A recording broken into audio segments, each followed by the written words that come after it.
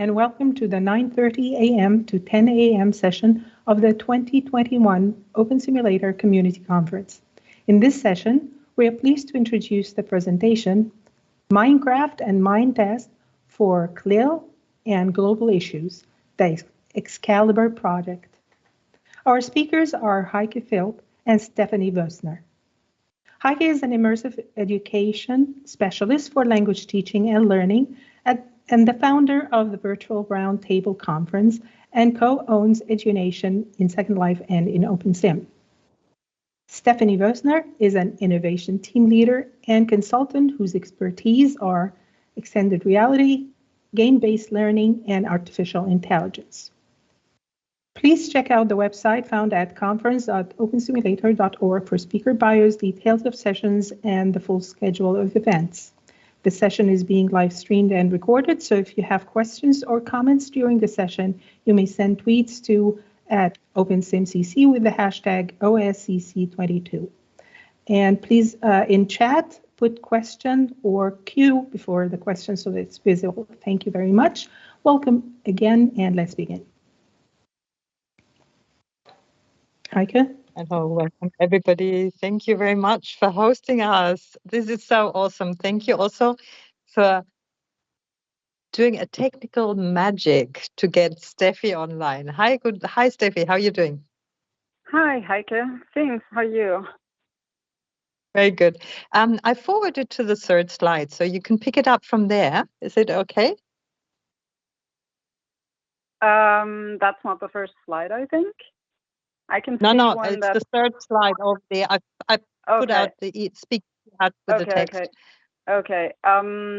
So basically, we want to present a short profile of the project that we're doing. It's the overview that we actually gave to schools who were interested in joining us for the activities. So the project started in March this year, and it will end in February 24. It's about sustainability in a future-oriented learning context. And our activities will integrate CLIL and STEM methodologies, as well as task-based learning, information literacy, and game-based learning from different points of view. The skills we want learners to develop are the 6 C's of deep learning. So communication, collaboration, creativity, critical thinking, character and citizenship, as well as language skills and problem-solving skills. So the next slide shows you a little bit about the terminology we're using. CLIL means content and language integrated learning using English as a foreign language, and CLILote means content and language integrated learning in languages other than English, and in our case, that will be German and French. But of course, whatever we do can be used with other languages as well. STEM refers to science, technology, engineering, and mathematics, and we are focusing on sustainable development in this project. Game-based learning means integrating games into the learning process. So it's different from gamification, which is basically using game elements in a non-gaming context, and educational or serious games, which most often focus on teaching facts rather than acquiring competencies. So the games that we use in game-based learning do not explicitly teach facts, but they help learners develop competencies and learn relevant things by playing the games. And since these games are actual and often very popular games, they have all the qualities of good games. So they have goals, they have rules, a feedback system, and self-determination. And there's also often a narrative that makes the player accept certain rules because they are logical in that story. So in a nutshell, in game-based learning, the game comes first, and it is framed in a way that makes learning possible.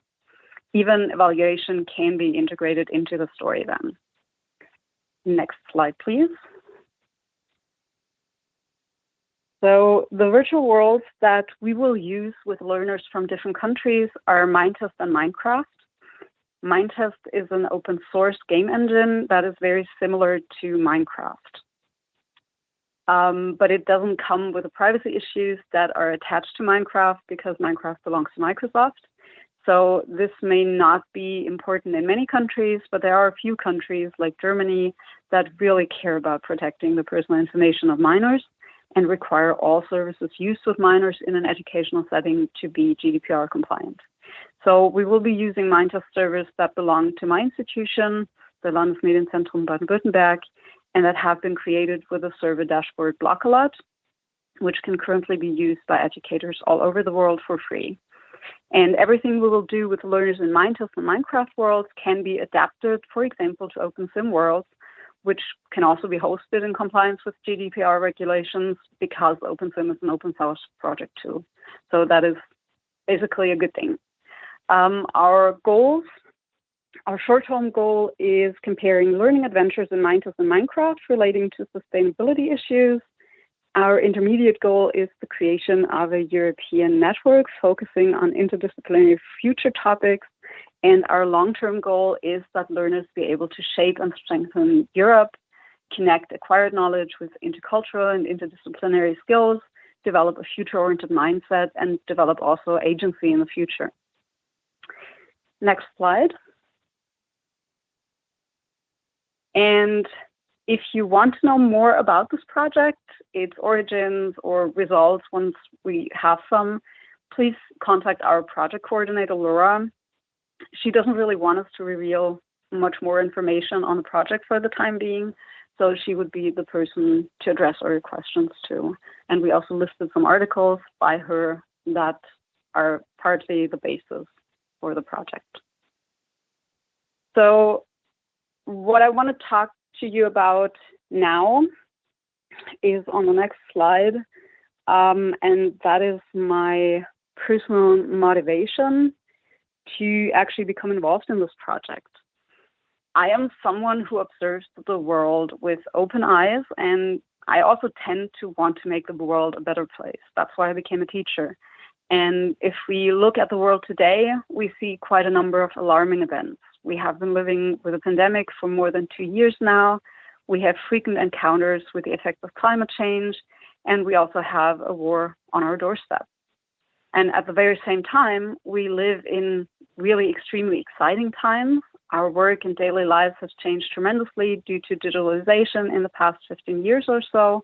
And this has led to the cultural change that is called the digital transformation, and that we cannot ignore, even if it means doing things differently.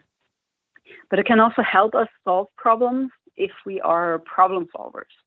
And this is particularly important because we face an exponential future and we don't know what the future will have in store for us. And that's actually why many people were surprised by COVID, flood, heat waves, and the war in Ukraine, and were often really paralyzed by these events.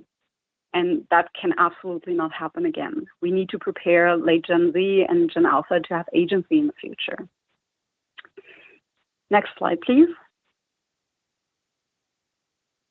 And this is also in compliance with the OECD Education 2030 framework and the corresponding learning compass, which highlight the importance of knowledge, skills, and attitudes, values that are used in a learning context to develop competencies with the ultimate goal to have agency in the future.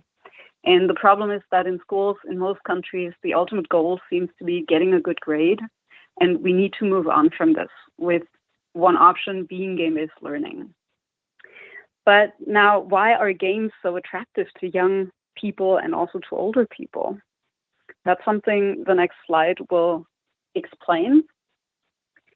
In order to explain what makes games so attractive, I really like to use this model. It's called the hook model. It originally comes from marketing and explains how to make customers stay loyal. It basically comes down to intrinsic motivation, and it works equally well for education and game-based learning. So in school, we encourage young people to face a challenge. We give them a grade as a reward. And in a perfect world, this reward would make them, go on learning, motivate them to go on learning. But we do not live in a perfect world. We all know that. When we look at games, however, they do keep young people hooked. So what's the difference between school and games? Next slide, please. So let's remember what makes a game a good game. Challenges, rules, feedback, and self-determination. Also, there's often a contextualizing story. In school, the challenges are set by the teacher. The rules are set by the system and may not necessarily make sense due to a lack of narrative. And feedback is of social nature, so the grades that we give, and there is no self-determination involved. In games, the rules make sense, often because there is an underlying narrative that explains the system. The challenges are set by the player, and therefore the reward is of personal value to the player. And most importantly, the player is allowed to choose the way to overcome challenges and to learn from mistakes instead of being punished for them, which we do at school. So this explains why we often have to practically force kids to study and fight to get them away from the latest computer game. On the next slide, there is a video that I'm not sure if we can show it. Can we, Heike?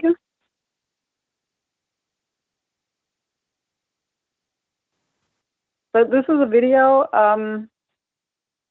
Sorry. Look, yeah. So that's actually a video that explains very well why this doesn't really mean starting from scratch as a teacher and changing everything, but we simply need to modify our practices.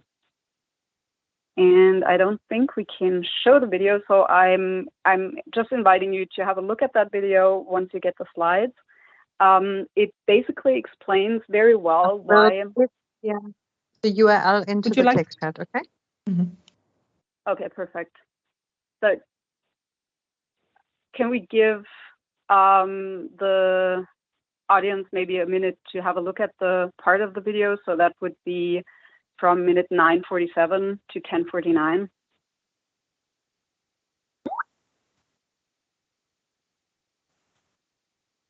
We don't have, I'm afraid we won't have enough time for that, Stephanie. I'm afraid, yeah, sorry. Okay, so I'll just go on.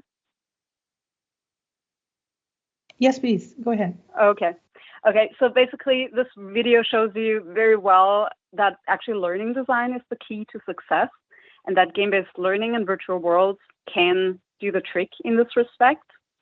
And this will enable us to provide the young generation with the competencies that they will need to shape the future, which also happens to be our future. So that is something that is always very important to me personally, because I have worked in that sector for a long time. Next slide, please. So I have actually been a firm believer in doing whatever it takes to make sure that the kids I work with will be able to shape a future in a way that society benefits from and that I will be happy with too. So about 10 years ago, I started a project with a friend from France, and the project ran over the course of 4 years with learners from Germany and from France. It was a so-called global simulation. Back then, we didn't use virtual worlds, but the whole simulation took place in the minds of the participants.